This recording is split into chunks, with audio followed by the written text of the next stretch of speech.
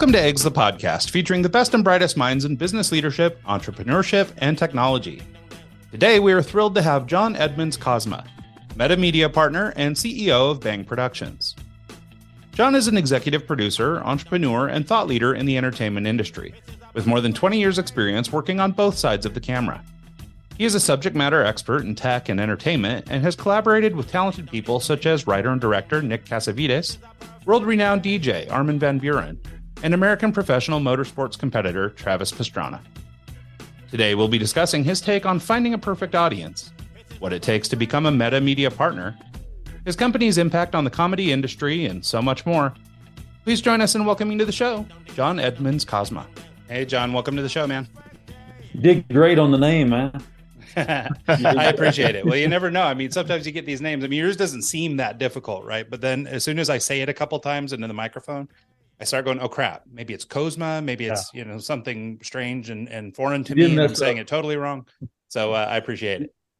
Yeah, he slaughtered one 2 weeks ago. So yeah, I got it. But in my defense, the guy was Lebanese, and I have very little experience with that one. So not entirely my fault.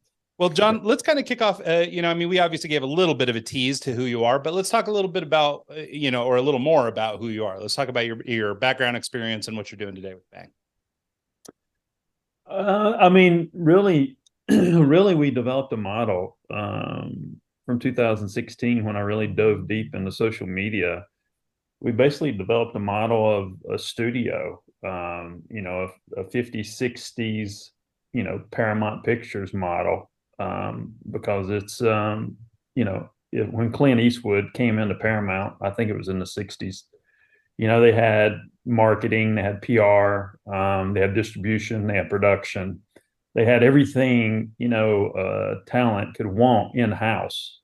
And that's how the studio systems started. And I'm not trying to reinvent the wheel. I'm just using technology to reinvent the studio model, which I call a micro studio. I consider us a micro studio. But a lot of people, look at me sometimes as management, but we're more of a studio type of deal. Okay. Well, let's talk a little bit about how that then works with a client. So, for example, if you've got an entertainment client, and I'd love to maybe dig into this story about your ideation or your concept that sort of was a big shift socially for comedy. So maybe that would be a good story to start with. Yeah, I was in television, and let me start over.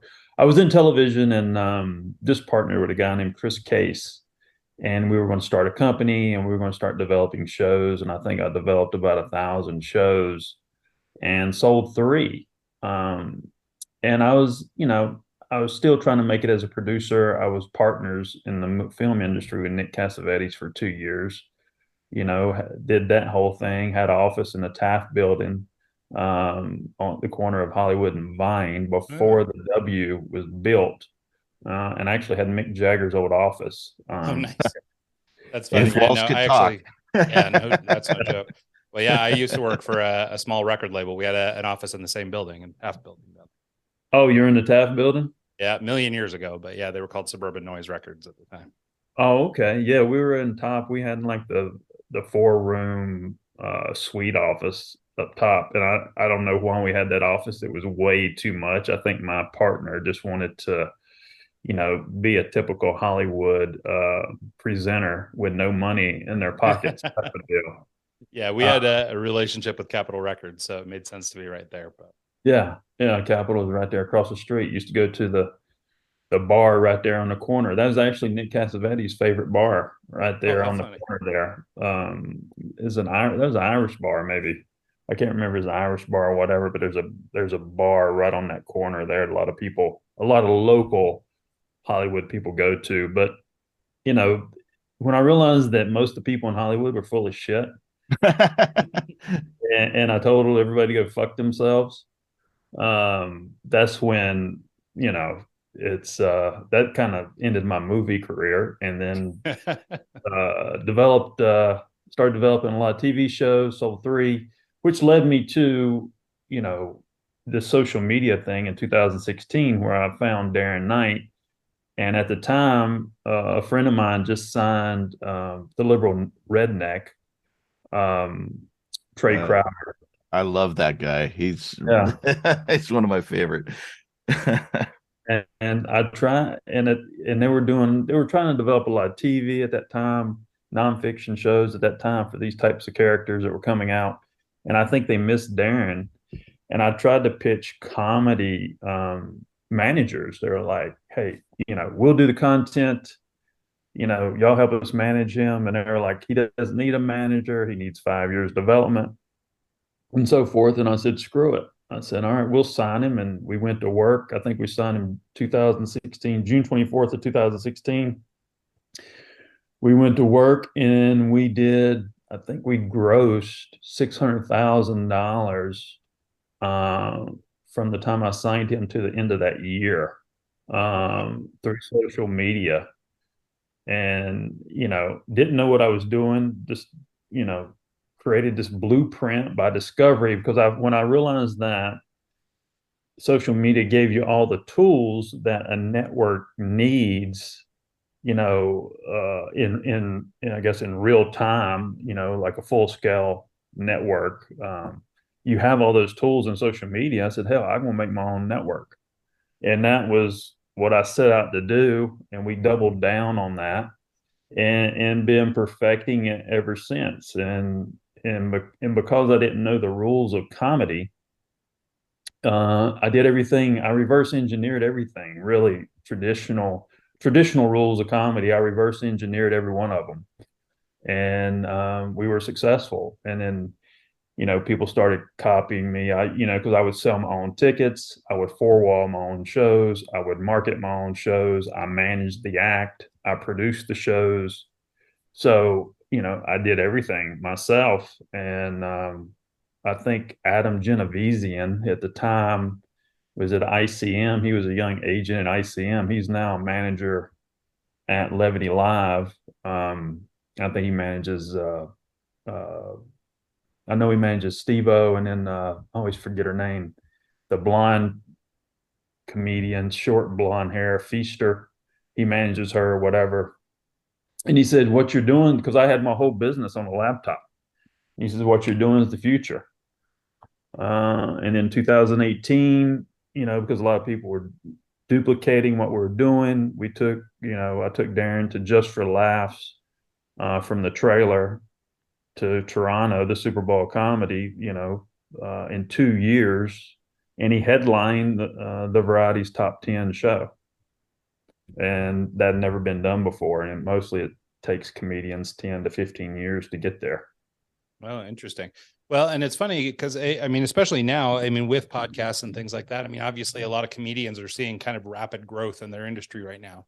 And so it's interesting that you were sort of ahead of the curve on some of that stuff. Can we talk a little bit about some of the strategic choices you were making, or how it was so much different than the way people were using it? I'm just curious because so many people use social media in very superficial ways and they have a hard time building audience and things like that. So maybe we could talk a little bit about audience development and how you were able to target people who would, follow through with buying tickets and stuff. Yeah. And actually let's, if you can we break down platforms, which one performs better than others, if you've got any input on that? As far as platform, we're on Facebook. I think Facebook has your biggest conversion for ticket sales and what have you. I didn't know that at the time, but between Facebook and Instagram, their conversion, if you create let me say this, if you create a fan base that's a pure source, the conversion on Facebook and Instagram for selling tickets is the best place to be. And when I say pure source, there's a lot of fraud in the marketplace. And when I say fraud, so if you take an algorithm, you take your pure source, and then you take numbers a lot of these people bought, over time, that is a dilution of conversion. And when I realized if you create a pure source, the conversion is a lot higher. And a lot of these big media companies that are out there now, that I call them the Don Kings of media, their conversion sucks. I mean, I've competed against a 50 million number, type of page to a 3 million pure source page that I built from the ground up, and my conversion was higher because that's a big dilution when you add a lot of fake numbers in there. Yeah, Yeah. if 60% of them are bots and the other 10% are, it just makes sense that if 3 million people are actual fans of the person that you're promoting or tickets you're trying to sell, the majority of them are actually going to follow through and buy tickets or merch or whatever you're selling. Yeah, and I'm probably going to do a disservice to whoever wrote it. I can't remember, but there's this concept in business about this, the 1,000 true fans, right? And I think to your point about having a pure source that you built from the beginning, and for comedian or entertainer specifically, building an audience of people who are actually your fans, who will actually support you, you can go a long way with a lot lower number. If they're coming to every show and they're buying every t-shirt and they're, doing whatever thing, versus, to your point, just stacking the deck with like 1 million people. Like, who cares if there's 1 million people in there if nobody's buying? Well, everything is. Everything is selling the hype, and I didn't want to sell the hype, because I told myself, I think when we started this journey, and even before we started this journey, I said, whatever I do, I have to be black or white, and whatever I say, you can write it on the wall. And when I started operating that way, that's when my business took off. And as far as the different things that we did in comedy, first of all, I'll preface this, it takes great talent. It takes a great talent to do what I do. But if you have a great talent, and then you think about the first part is, all right, what is that talent's narrative? What is his narrative? And, what is he trying to convey? Because I said, if I can just give this guy an outline, because I could see, when you think about go back to pure source, when you think about authenticity, even with a talent's content, a lot of times that authenticity gets diluted in Hollywood. Mm-hmm. And, and a lot of producers want to rewrite someone's lines or whatever. And what I found out, that dilutes the relatability to the fan, because it's not coming from the pure source of that act. So that was the first thing, is understanding relatability, not changing his content, just giving him a platform, giving him an outline, and helping him with timing, was really all I did. And he filled in the holes with real life stuff. And that was a big deal. And then I looked at, then I thought, like, a lot of these industries are kind of operate like dinosaurs, because they forget who's paying, these producers. And if you think about that, these producers forget who's paying the bills. Nobody knows the sensibilities. If somebody's wanting to see an entertainer and you have 25 people rewriting content for this entertainer, you're diluting the entertainer, and in a way, when they do that, they forget who's paying the bills. And when I say know who's paying, right, that's a huge, huge deal. And I think when I say know who's paying, because when that producer's rewriting someone's content, it's being a dilution, right? I'm sorry, just somebody just poked their head in. Apologize about that. So know who's paying. When I say someone's, working with an actor, trying to rewrite what they are going to say, right? That is, I'm appeasing industry, because I found that these industry appeases each other. Like, if I'm an actor, you want to appease that producer. If you're a comedian, you want to appease that executive or whoever. And that environment gets so wrapped up, in that process, they forget who actually is, paying them and supporting their lifestyle. Exactly.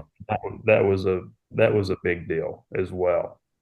So, Um, you know, I worked in radio for a short stint, and I went through this period where they were trying to shoehorn me in a position I didn't want to go, and I ended up quitting over it.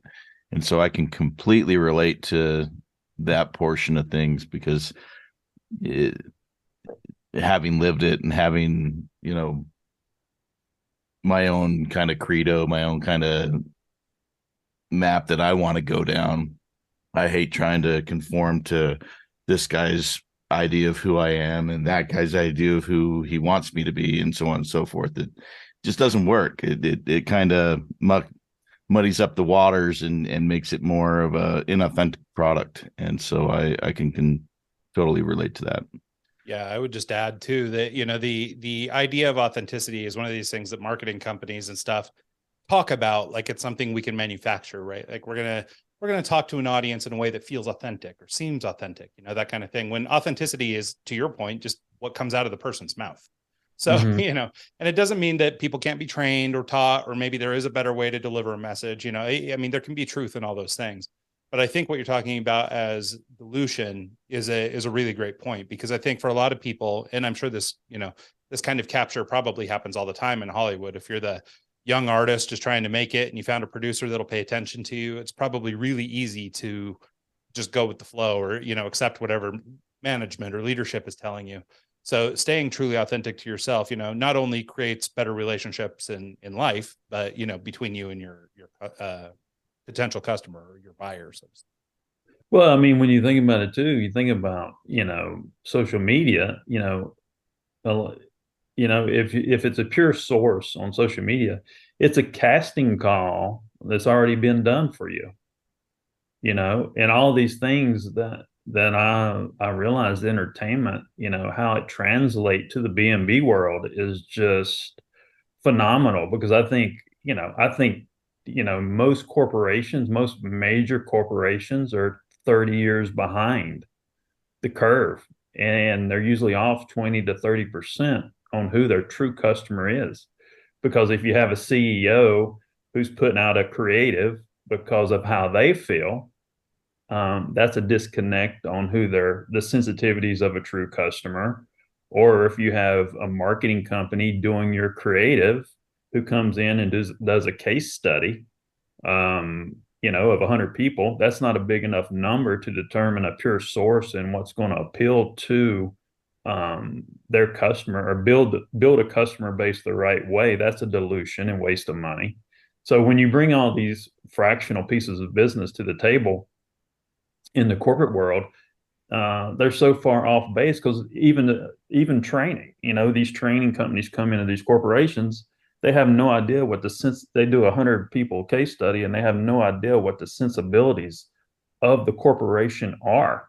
And the corporations don't even know what the sensibilities are of their own business, and I don't know, like with my process, I could eliminate 40% of any fractional business in any corporation and redesign their whole business, and it would be times 10 to the bottom line at the end of the day. But it's, and when I tell people this, translating this information from entertainment to the corporate world, when I tell people this, they look at me like I have three heads, but if they really, really understood about what pure source means, they wouldn't look at me like that, and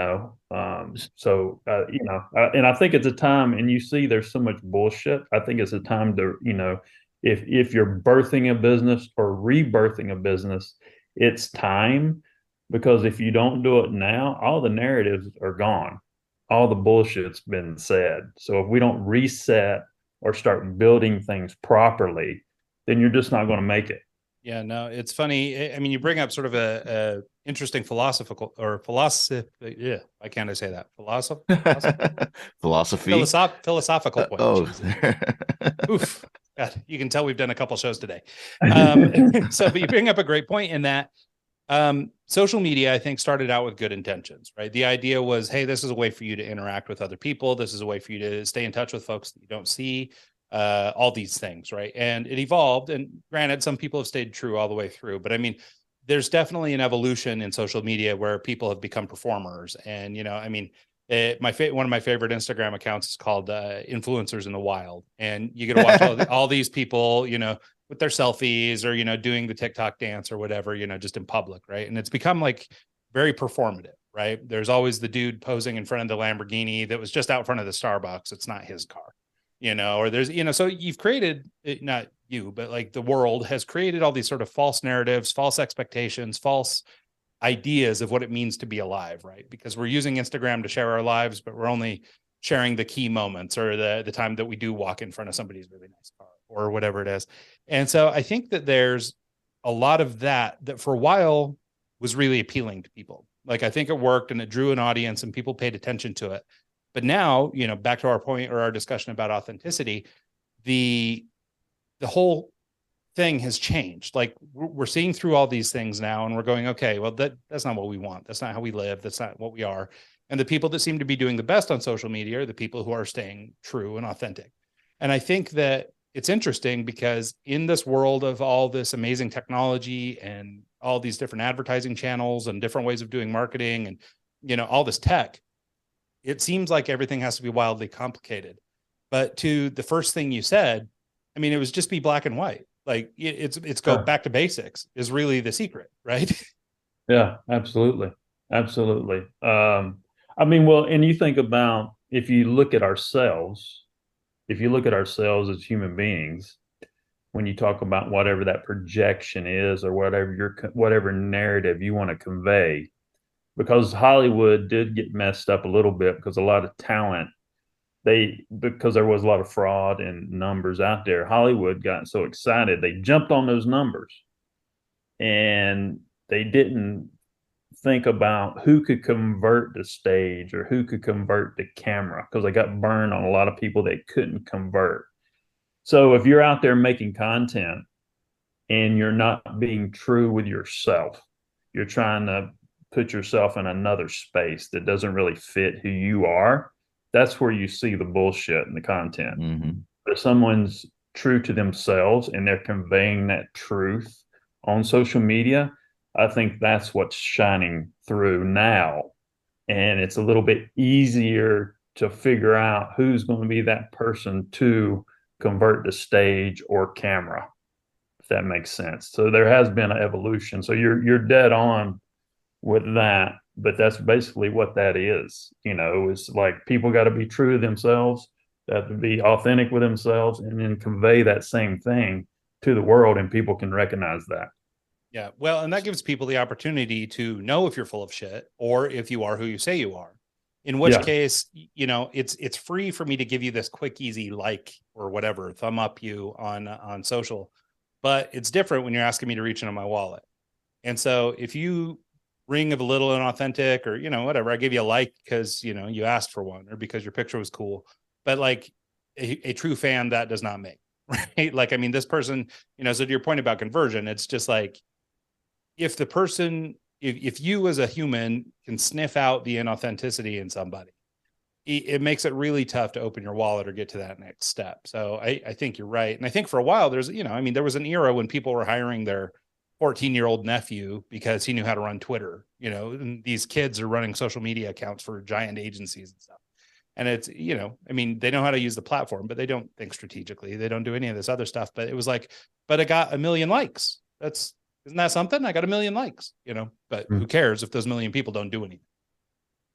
Well, I think society too conveys this hollowness, and I think we're in a pattern, and I've had this rationale, and I say this a lot. When I looked at subconscious, right, and understanding what subconscious is, and then I looked at unconscious bias and understanding what that is, and then looking at consciousness and understanding what that is. Now, when scientists determine these things, when they were focused in on your subconscious, they can identify what that is. But a lot of people don't realize that science is a one-lane highway. And if you're focused on a topic or ideology, whatever it is, the rules of science are not going to let you out of that lane to connect the dots. which is bullshit. That's the flaw in science, because they're a one-lane highway. But when you take those three pieces and you understand how your subconscious is being programmed, when we're brought into this world, right? And then we get to a certain point in life where we start responding to things based on that programming in our subconscious, with our unconscious bias, because we're responding to things, naturally, just because of what we've been programmed to do. So however thick that programming is, and if you don't know what that is, that's why people can't get to consciousness. So when you apply that to society, I mean, that's playing out daily. It's whether you took a job because you needed to make money and you don't give a shit about the job. You wake up 15 years later and you're like, what the hell am I doing here? Because you were pressured by the Western part of the world to get a job, to support yourself. This is what the perfect thing looks like.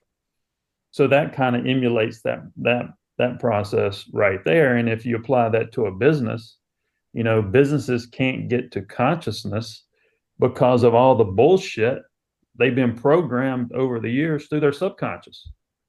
They're not willing to change. They're not, because of these, they're not willing to change dramatically because of these patterns of business.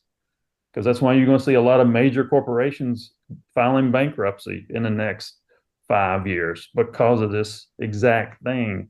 But if you think about it, from the time we're born and how human beings emulate that hollowness through whatever they do, that plays out linearly through society on a daily basis. Yeah, there's a lot of that. We do things the way we do things because we've always done things that way. And you see it in business, especially, in these big corporations that are these behemoths. A lot of people compare them to dinosaurs because they're big and slow. And that's right, because, it's difficult to pivot this giant ship, right? And chase every new fad or every new whatever. So you just kind of do things the way you always did. And, I think to be an effective business leader or to run a new company or to stay competitive sort of in the future, I think you're right that there's got to be some expansion of this, understanding.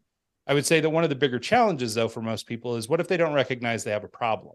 So they behave a certain way, they act a certain way, they seem to be getting some rewards, maybe they're making money and surviving. But any advice for the person who maybe doesn't even know that they are, underneath this sort of, I don't want to call it brainwashing, but, under this sort of way of doing things because we've always done it that way. Don't realize they're not. Yeah, go ahead. I was going to say they just don't realize that they're being inauthentic, that they're doing their day-to-day thing, but not being themselves. I think that's, with social media and with Instagram and Facebook and everything like that, I think people put on this facade, and then after a while, it's not a facade. They think that's who they are, but really they're not. And so I was trying to add on to Ryan's point of view. How can they kind of step back and see that maybe they're not being authentic, Well, when you internalize all that stuff, are you happy? Are you doing really what comes from the heart? Are you doing what really gets you excited? And I think when you internalize those situations on who you are as a person, and only that person is going to know, and that person, whether he's successful or not, they're probably not going to tell anybody else, but they know if they're happy or not, and they know if they're happy about what they're doing. And I think that's how you tell, Yeah. Be honest with yourself. Are you happy? Do you feel good? Is this what you want to do for the rest of your life? Are you doing this just because? Yeah. Yeah, I think that's right. And but I think it's also, really challenging for people to dig that deep and be honest with themselves. I mean, like, I can even speak from my own experience to some extent. There were a lot of years where I behaved a certain way in business because I believed it was the way I was supposed to be. In fact, even the name of our company back in the day, and we've sort of evolved it a little bit, but the way we named our company in the first place was because we felt like, hey, this is what a business in that world should sound like. So it wasn't like a business name we loved or any of that kind of stuff. It was just like, hey, other companies like us sound like this. So if we want to be one of them, we need to be one of them. Right. And so it didn't come from a place, of your heart or your mind or anything else. It was literally trying to blend in. Right. That was kind of the move. And I imagine for a lot of people, to Mike's point too, it's really hard to uncover, what is happiness if you're not sure. Right. Because there's this superficial version of happiness, which is you're smiling and laughing and spending the day doing whatever. And maybe you are happy. But it's, but to understand what is happiness in the frame of, am I happy doing what I'm doing, all that stuff. I imagine there's some inner dialogue where people go, okay, I'm not happy doing what I'm doing. But for a lot of people, I think they just kind of toe the line, and maybe this is as happy as we get, that kind of thing. So I have, or I'm curious, and obviously, these kinds of things require a lot of, work on ourselves and things like that to overcome. But I think that's where a lot of the challenges are, is like, as Mike said, we might think we're being honest though we're not really being honest. We're being wildly influenced and we just don't even know. Well, the key point there, this is something I've seen come to the surface as well. The key point there is what you thought you should look like, or what you anticipated, or your assumption, your anticipation, whatever you want to call it, what things are supposed to look like, right? And when you think about that, and you talk about the human experience, and you talk about social media and how these things are so intertwined, when you think about these young people's 20s and 30s, even in their teens or whatever, what I've seen playing out in society is that mindset by default has created this non-confidence type of human being. Because what's happening now is these people are going down this road and they see social media, they see how somebody dresses, they see how much money they make, all the pretty shit, right? So they don't see the struggles. Like a true person, unless you inherited a bunch of money, a true successful person had to work their ass off. You're not seeing that story of working your ass off is not being portrayed in the past 10 years. There's no heroes anymore, right? So these kids see this. So these kids are trying to make this perfect box before they do something. I got to do this. I got to make this perfect look before I go do this. And they're never going to get anywhere, because they're not going to be able to make this perfect box. And that's creating this non-confidence thing, this thing of communication, not even being able to communicate with other people and so forth. So that ideology that Western society created 25 or 100 years ago is backfiring right now, and actually, deluding humans on, what they're capable of, because they're trying to make things look too damn pretty. I think that's a really good point, and it's an interesting thing that Mike and I have learned from doing this show. We've done 300 plus interviews with CEOs and startup founders and entrepreneurs, and we've run into this so many times that it's that 10-year overnight success, right? We're talking to them now in the state where they've accomplished something or they've built a business or whatever. And in our show, we have the opportunity to go back and explore those prior 10 years that actually got us there. But to sort of the new take or the new look of things, social media shows what's happening now or in the moment. And so they do, I have young boys and they, they see these guys who are seemingly wildly successful, especially like YouTubers and content creators, people like this, who seemingly came out of nowhere and suddenly they're, making tons of money and they're really popular. And this is really appealing for these kids, but they don't understand that for most of them, maybe there's some that, I don't know, they were on Disney Channel as a kid. And so they just rolled into being famous, but for my kids' generation, they don't see the, hours spent writing scripts or the, going out and collecting video or starting with your phone and then buying a camera and then building the business and then hiring people. And then now I'm that famous guy, right? Like they don't see any of that stuff. And so I think you're right to say that there's sort of this, back to this concept of false, reality. We're creating this societal view that things can be accomplished sort of instantly. And it's not a reality. It's creating a world that's very tough for young people, especially. And, I see it even in my own son. What was it? He had an opportunity. He was going to go he's 16. It would have been his first job. He was going to it was like working construction or something, holding a flag, right? I mean, it was nothing. It's not exciting work. It's not a sexy job, but it was like $22 an hour. And he's like, well, that's amazing for a 16-year-old. That's great. He's like, I could hold out. I think I want to do something else. And I was like, hold out for what? Like, you're not even out of school yet. Yeah. Like, I mean, you're looking for a job you can work the weekends, and you $22. Like, God, I didn't get $22 an hour until I was like 30. So, yeah. Granted, times have changed a little bit, but I was just like, the way he balked at $20 an hour, I was just like, oh my God. Like, what do you think is out there for you? Yeah. Well, that's an additional part of that delusion. When we were coming up, if we got a job for $22 an hour, we'd be like, what the hell is going on? Yeah. Yeah, no, I mean, as soon as I was making that kind of money, we started our family. We bought a house, we did all the stuff. Right. I mean, but I was making $20 an hour. God, I was rolling in it. What would I do with all this money? Yeah. And I mean, cause I always tell him, and he doesn't care.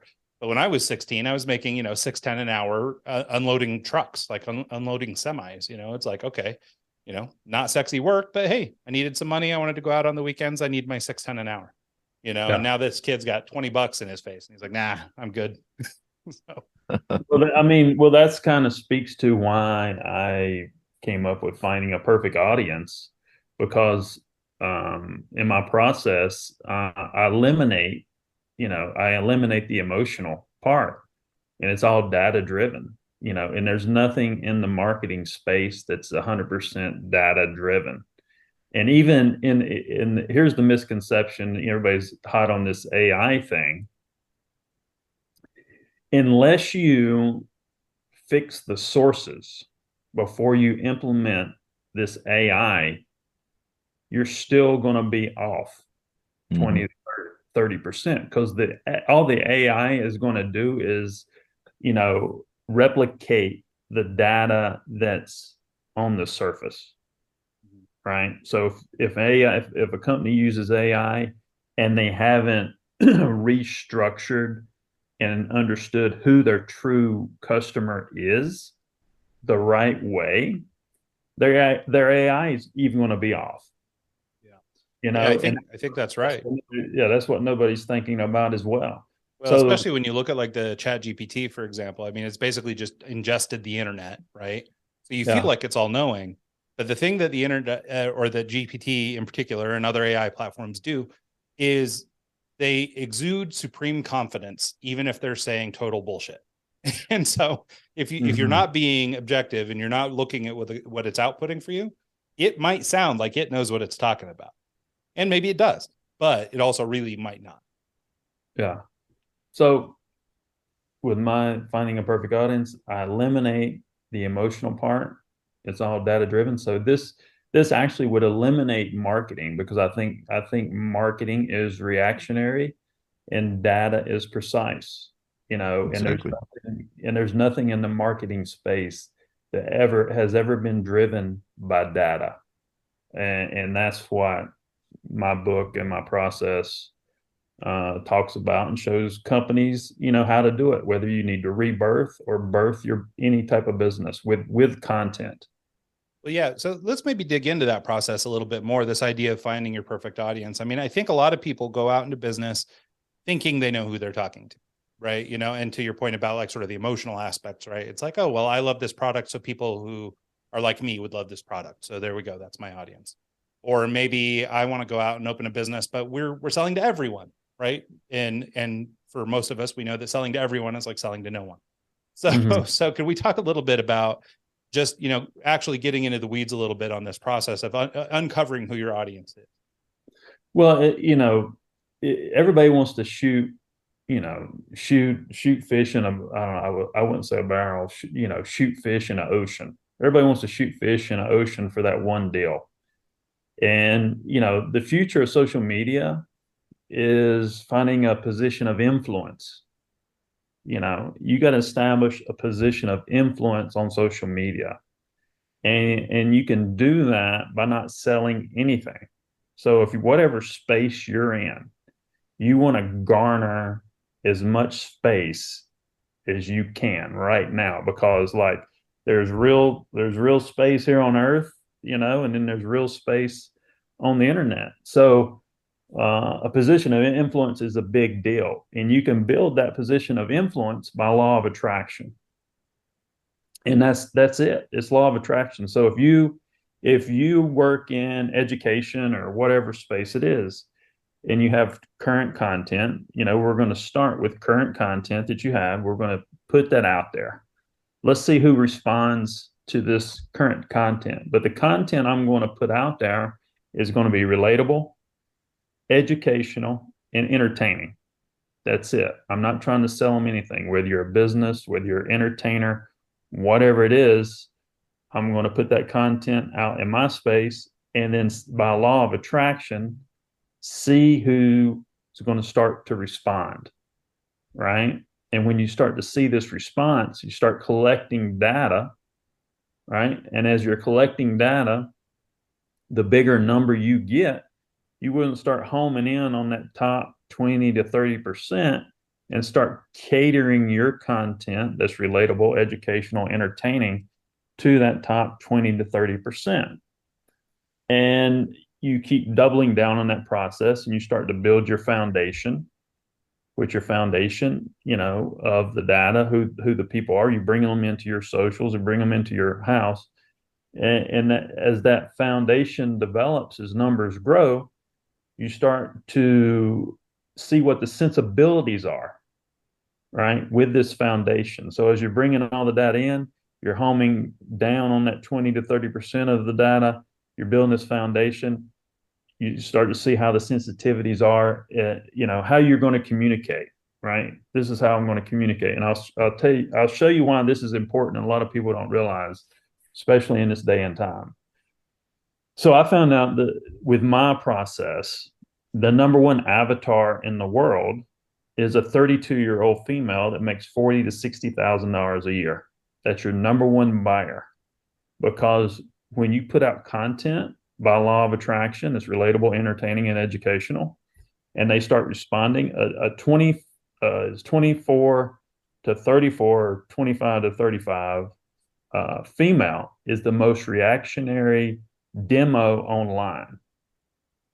So if I've established this foundation by law of attraction and I put out content and understanding that demo, I'm going to know how people are going to react. So if I have a business or a celebrity that has a 90% female fan base compared to a business or person that has a 50-50. So when in the marketing world, this is how I'm going to eliminate marketing. In the marketing world, they have an ABCD process. And you can't apply that to each demo because it's not going to work. So if you don't take the factors in that this 50-50 over here may be just as good of a product or may be just as good of an entertainer, you got to understand that your conversion is going to be slower because of the 50% male, because males wait. They usually wait 2 weeks out, a week out to buy something, right? That's just how they respond to shit online.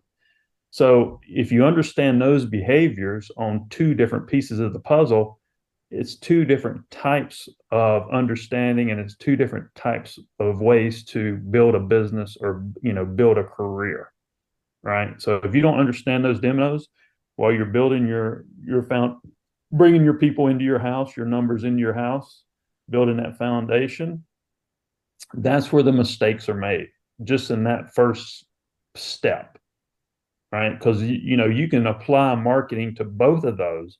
And this one over here will fail, and they will push that to the side, even though they still might have been a great talent or great business. They just didn't approach it the right way, right? So then as you walk through this process and you fine tune finding a perfect audience, the second phase is tone and timing.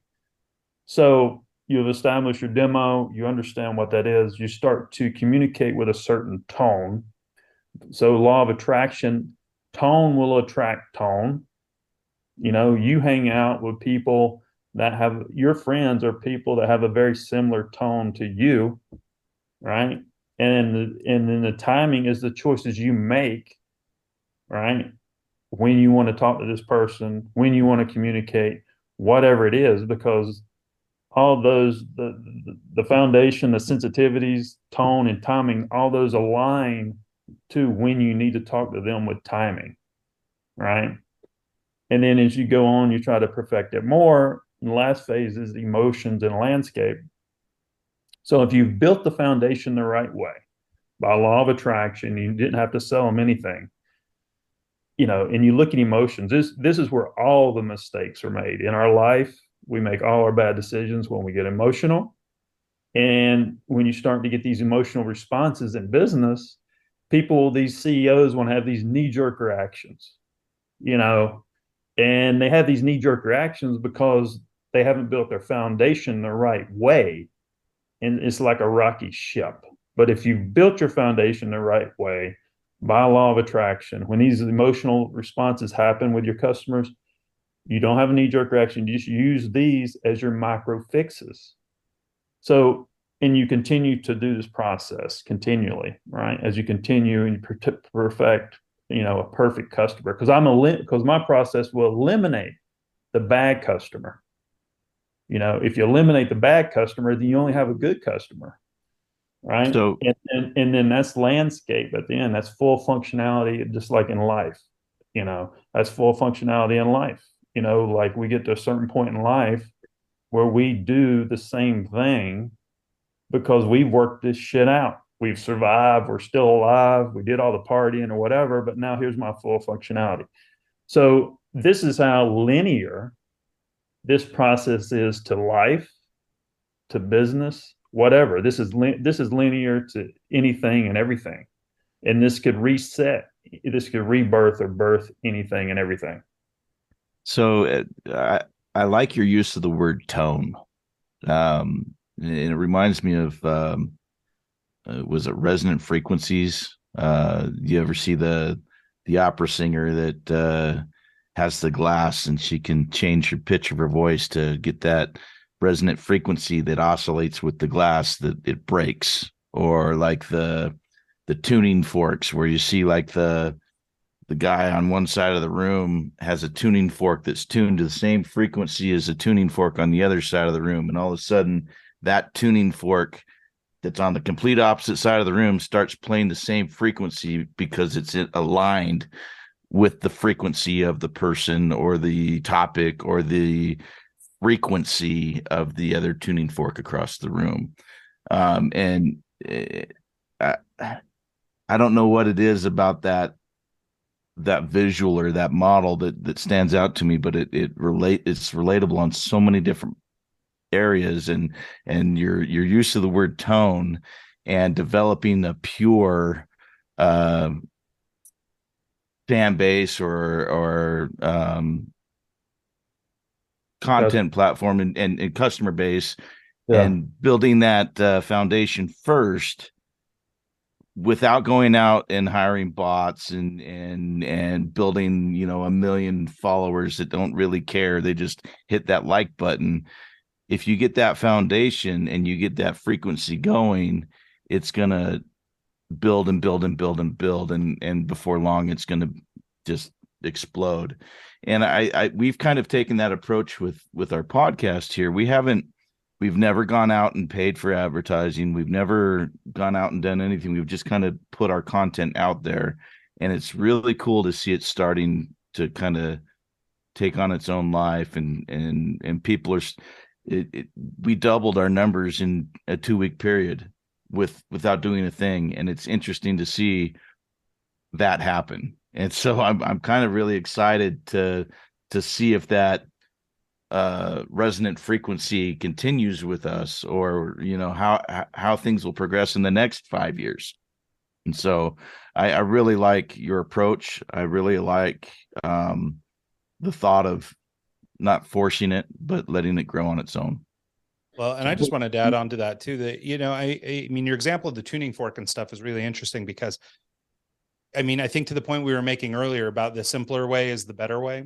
even as we're talking about the law of attraction, we're talking about these things, like, I mean, all the stuff that John is sharing with us is like, it makes perfect sense, right? I mean, obviously you need to be in the same, in this metaphor, frequency, to, be in the right way of talking to a select audience, whoever that is, right?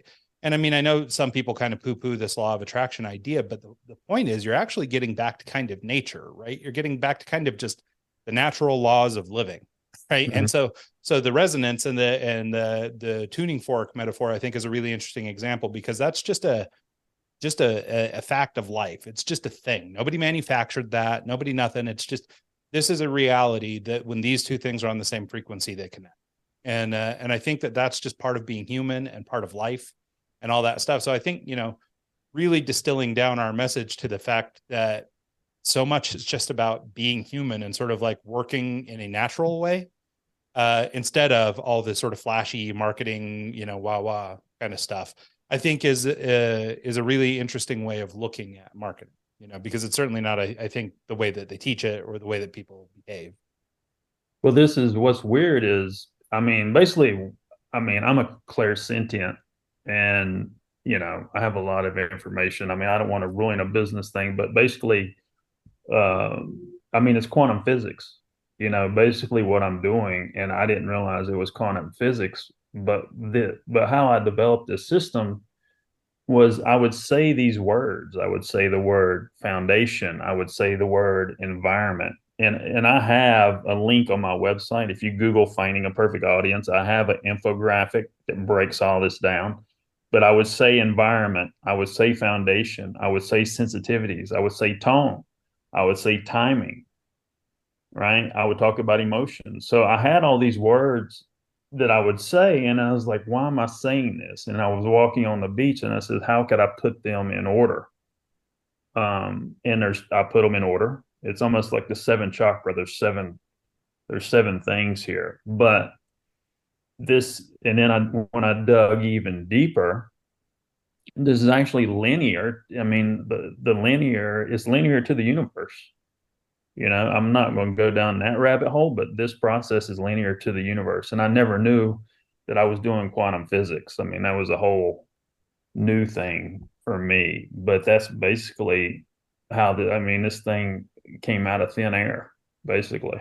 Well, and I think that's the thing I'm trying to second or sort of say in support of what your message is that, by sort of uncovering these like natural truths, right? Instead of fighting against it and trying to do things our way, by God, by tuning into the way that stuff just works, I think we're better able to sort of capitalize on these things, right? I mean, you said at the top that, social media channels were sort of created, as a study of human nature. But I think at some point they delineated from human nature, right? Initially, the concept was creation or creating and maintaining relationships and building connections with other people. And I think that at some point, those channels, either because they needed to make ad revenue or whatever, so at some point they deviated from that path.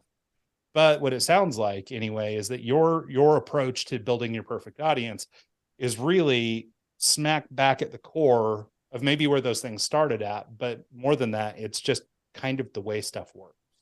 Does that make sense? Yeah. Yeah. Well, and two, you're talking about the platforms, but see, these platforms now have enough data. So what you're saying, about this connective process, yes, when they initially started, it was a connective process. But now that they have enough human behavior data, they can isolate behaviors and by design, right, create a process that they know that will push people's mindsets a certain way. Mm-hmm. Right. And I think to some extent, if you look at when, it's the same thing of when we're born. If you have enough data, let's say if there's only 10 bloodlines in the world and they have enough data on each bloodline, right? And they know whatever they throw at each of those bloodlines, they know how they're going to respond. And that is by design. So if you have a big enough number of anything, you can predict anything, because everything, you're talking about the quantum physics, from the universe down. This is all mathematical, Mm-hmm. and that's what we got away from. This is a mathematical thing. Believe it or not, even with all the bullshit and all this. I mean, there's a lot of not, and I'm not going to go down too many rabbit holes here, but there's a lot of nonsense that people know about that is created for a purpose because they know how people are going to respond to it. Yeah. Well, and that might be sort of that weaponization of social, right? This is people playing on those realities and playing on these different tools. I mean, if they can jump into Facebook and pull some data that will show, hey, I want to influence people one way or the other, I guess that power can be used for good and evil.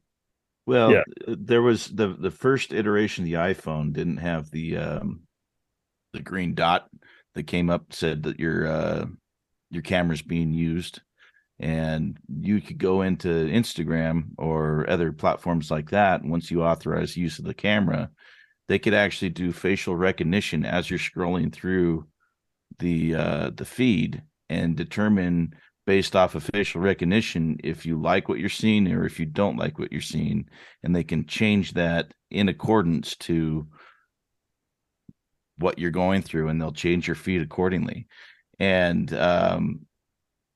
iPhones and other platforms have since put a green dot to let you know that your camera's being used, so they can't really do that anymore. But it's very intriguing to me that they can literally look at your reactions and look at what's going on and change what they're feeding you real lifetime.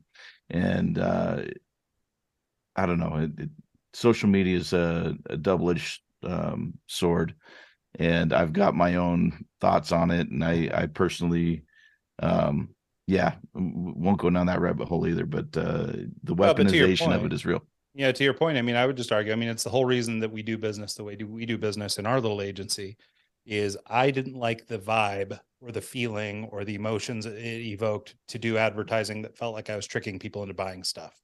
And this was the kind of stuff that I've done for clients and stuff in the past that was, hey, I just need work to make ends meet, whatever, so I was doing that kind of work. And it doesn't feel good. It doesn't, resonate emotionally in a very good way.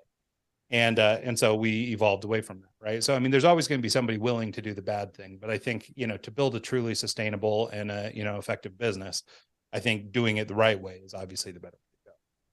Well, if people realize, I mean, I know businesses or whoever want a customer no matter what, but if you think about the time and effort, if you could eliminate the bad customer, right? Eliminate that completely out of your business.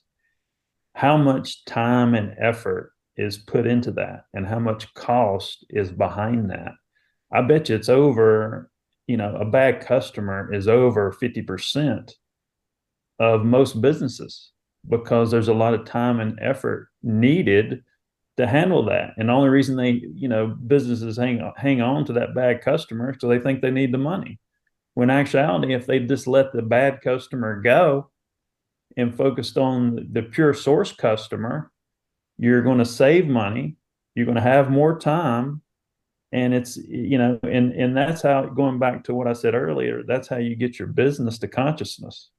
The bad customer keeps you in an unconscious bias state, right? But if you eliminate the bad customer, a business can truly get to consciousness.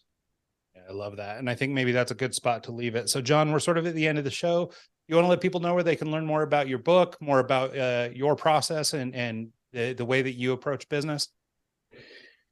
Yeah, I mean, I just try to be as authentic as possible and as real as possible. And this, I'm very fortunate to have been able to come up with this information, and I've applied it to my own success, and it works. And if you're looking at anything out there, I mean, our company website is Bang Productions with an STV.com. You can check us out there. You can find me on Instagram at John E. Kozma. That's Kozma. Just Google John Edmonds Kozma, if you will. And you can find plenty of information out there about what's going on with us and who we are. Love it. Well, thank you so much, John, for taking the time to do this. I really appreciate it. I think it's always fun because, we do a lot of these interviews. And so it's a lot of fun to get a different take than sort of the business as usual kind of approach. And I think the way that you broke it down made for a really interesting conversation. So thanks so much for taking the time. Cool. Well, I appreciate y'all having me on. Y'all got it dialed in out there in the Midwest? Is that what it's called? Y'all in the Midwest? Yeah, we're Idaho and Utah. Cool, man. I appreciate it. Absolutely. And thanks so much to everybody who tunes into the show this week and every week. See you guys next time.